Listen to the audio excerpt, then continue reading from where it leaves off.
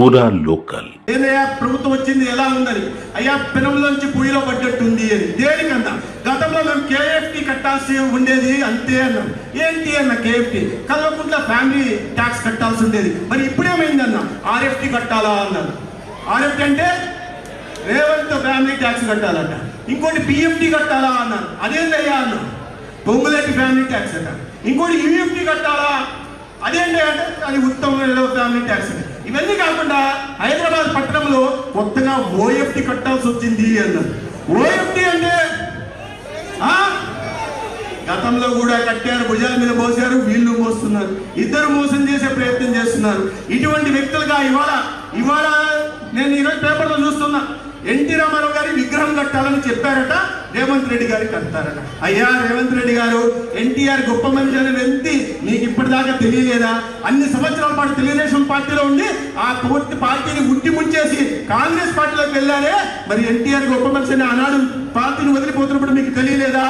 ఏ అవినీతి పునాదుల మీద ఈ పార్టీకి ఇవాళ కాంగ్రెస్ వ్యతిరేకంగా ఎన్టీ రామారావు గారు పార్టీ పెట్టారో ఆ కాంగ్రెస్ పార్టీలోకి వెళ్ళి ఇవాళ ఎన్టీఆర్ గురించి, ఎందుకంటే ఓట్లు వచ్చాయి కదా, అవసరం ఆంధ్రప్రదేశ్ వాళ్ళ ఓట్లు అవసరం కాబట్టి ఎన్టీఆర్ చాలా గొప్ప వ్యక్తిగా ఇవాళ చెప్తున్నారు. ఎన్టీఆర్ మడమ తిప్పని మహానాయకుడు అనే విషయం ఆంధ్రప్రదేశ్ లో ప్రతి ఒక్కరికి తెలుసు, ప్రపంచంలో ఉంటున్న ప్రతి తెలుగు వారికి తెలుసు. ఇవాళ కొత్తగా చెప్పాల్సిన అవసరంలో ప్రజలను మోసం చేయాల్సిన అవసరం లేదనే విషయాన్ని అర్థం చేసుకోవాలా. అసలు ఎన్టీఆర్ గారి విగ్రహం పెట్టడానికి నీకు కేంద్రంలో అనుమతి ఉందా? నీ అధిష్టానం అనుమతి ఉందా? అన్యాయంగా గుండె ఆపరేషన్ చేసుకుని ఆనాడు ఎన్టీ రామారావు గారు అమెరికాలో ఉంటే రాత్రి ఆ ప్రభుత్వాన్ని కూల్చేసిన కాంగ్రెస్ పార్టీ, ఆ పార్టీకి సంబంధించిన నాయకుడు రాహుల్ గాంధీ ముందు ఆనాడు మా నానమ్మ చేసింది తప్పని ముక్కు నేల రాసి క్షమాపణ చెప్పమనండి, తర్వాత మీరు ఎన్టీఆర్ విగ్రహాన్ని నిర్మించడానికి ముందుకు రండి. ఎవరిని మోసం చేయాలని చేస్తున్నారు? తెలుగు ప్రజల్ని మోసం చేయాలని చూస్తున్నారా? ఆంధ్రప్రదేశ్ ప్రజల్ని మోసం చేయాలని చూస్తున్నారా? ఇటువంటి దగులుబాజీ ప్రభుత్వం, దగులుబాజీ నాయకుడు ఇవాళ రాష్ట్రంలో ఉంటున్నారు. ఇంకా నేను వీళ్ళ గురించి చెప్పదలుచుకోలే. ఇంకో పార్టీ ఉంది, ఆ పార్టీని మీరు 10 సంవత్సరాలు చూశారు, పంపించేశారు. మళ్ళీ పొరపాటు వాళ్ళని తీసుకొచ్చారంటే మళ్ళా కొడుకు వస్తాడు, మళ్ళా కూతురు వస్తుంది, మళ్ళా అల్లుడు వస్తాడు, మళ్ళా వేడు పిలిచిన మేనమా తమ్ముడు వస్తాడు, ఇంకా ఎక్కువ మాట్లాడితే మనవడు కూడా వస్తాడు. అటువంటి పార్టీల దగ్గర కూడా రానికూడదని చెప్తున్నా. ఇటువంటి దివాలా కోరు దగులుబాజీ పార్టీల దగ్గర రానికూడదు, ఇటువంటి అబద్ధాల కోరు పార్టీల దగ్గర రానికూడదు. ఒక చిన్న ఇది మాట చెప్పి నేను ముగించే ప్రయత్నం చేస్తున్నాను. ఒక సినిమాలో బ్రహ్మానందం గారు ఒక చెట్టు కింద పోతాడు. చెట్టు కింద పోయి మాట్లాడితే ఆకులు రాలుతుంటాయి. ఏ సినిమాది?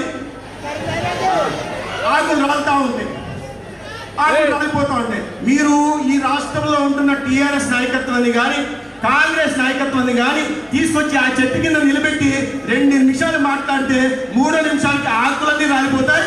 5 నిమిషాలు మాట్లాడిస్తే కూకటి వేలతో సహా ఆ చెట్టు కూలిపోతుంది. అటువంటి దగులుబాజీ, అటువంటి అబద్ధాల నాయకత్వాలు ఇవాళ 2 పార్టీలు ఉన్నాయి. ఆ పార్టీని నమ్మద్దని మళ్ళీ మోసం చేయడానికి వస్తారు. చెప్తున్నారు డబ్బులు తల్లి ఓట్లు కొనాలని. కాబట్టి జాగ్రత్తగా ఉండాల్సిందిగా, ముఖ్యంగా ఆంధ్ర ప్రజానికానికి నేను ఇంకొకసారి చెప్తున్నా, ఆంధ్రప్రదేశ్ నుంచి ఇక్కడ ఈ ప్రాంతంలో పెద్ద అంటున్న సోదరిమణులకు కూడా నేను చేతులెత్తి నమస్కరిస్తూ ప్రాధాన్యపడుతూ చెప్తున్నది ఏంటంటే, అభివృద్ధికి కానీ సంక్షేమం కానీ పెద్దపీట వేస్తున్న పార్టీకి ఓటేయాల్సిందిగా మీ అందరికీ నేను కోరుతూ, లంకల దీపక్ రెడ్డిని ఓటేయాల్సిందిగా కోరుతూ నేను మళ్ళా వెనక్కి ఆంధ్రప్రదేశ్కి వెళ్ళాలా. వెళ్తే నన్ను మా గౌరవ ముఖ్యమంత్రి చంద్రబాబు నాయుడు గారు అడుగుతారు, ఏమయ్యా సత్యకుమార్ ఏమైందని. మా పవర్ స్టార్ పవన్ కళ్యాణ్ గారు అడుగుతారు, ఏమయ్యా జూబ్లీహిల్స్లో ఏమైందని. నేనేం చెప్పాలి?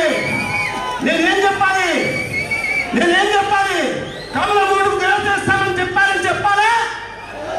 లంకా దీపక్ రెడ్డిని గెలిపిస్తామని చెప్పాలని చెప్పాలి.